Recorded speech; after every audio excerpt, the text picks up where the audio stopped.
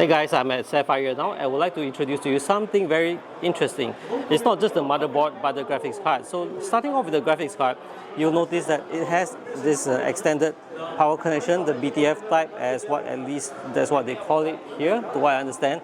Regardless, so with this power connector, you need a motherboard that has that kind of connectivity, and that's where you find it in this motherboard, which is Sapphire's Nitro X870E Wi-Fi. So what it does is that you can see here it has the power connection that matches this one over here, which is really nice. And then when you look at the motherboard itself, it also has a 12 volt 2x6 this power connection. So if in the event that you don't want to use this connection, you can power up over here as well.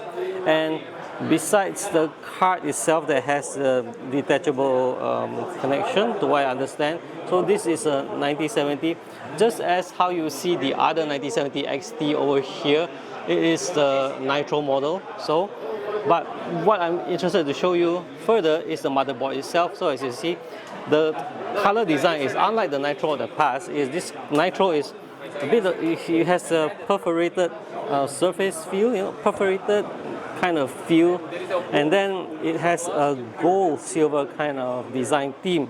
So what you have over here is a nice motherboard with large heatsink, and what I like is that it has a debug LED at the top corner, and there's a power and reset button, 2 fan headers, 2 ARGB headers at the top here, 2 fan, 2 ARGB, plenty of connectivity. The Type-C connection is at the bottom here.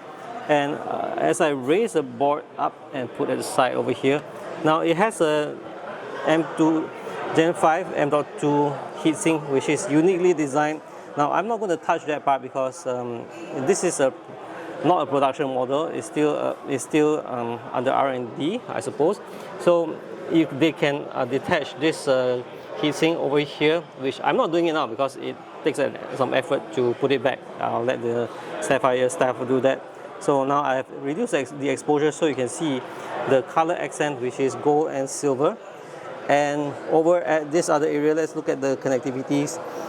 Right, chassis fan, ARGB connection, and the various other pins. It even kind of comes with 12 volt ARGB. So there's 3.5 volts, and see there's one 12 volt. Wow, another one. So that looks like 4 ARGB power connection. And you have connectivity for the fans, 2 over here, 1 at the top and 2 over here. So basically plenty of connectivity for fan, for ARGB, and as what you expect, DDR. Although for a board at this level, being X70, I do wish that the DIMM slots have those kind of metal-ish base like what you see in other motherboards.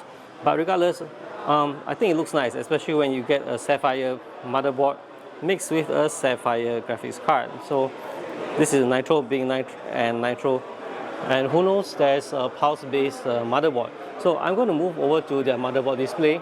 Again, there is a pulse-based motherboard, which I did not realize. So this is a pulse-based design. It's on a B850. And there's a pure, this is the pure, based on the pure, the white colored one. And then there's always the Nitro, but this is the silver colored Nitro. The above here was the one that we saw just now with the golden accent. The silver colored Nitro, and pure and pulse. Although I think it's a bit awkward considering that the pulse over here is of a gunmetal gray, gunmetal silver. But when I head over to this side, just to show you, I am a pulse user, and pulse being pulse has always been black and red, to me at least. So the design language seems to be a little different, at least to what I see, because black and red is actually very different from being, well, gunmetal gray. But regardless, I think it's a nice touch, and I hope to one day be able to use Sapphire's range of motherboards on my builds. Alright, so that's it for this one. Thanks for watching, and I'll see you guys in the next one. Bye bye.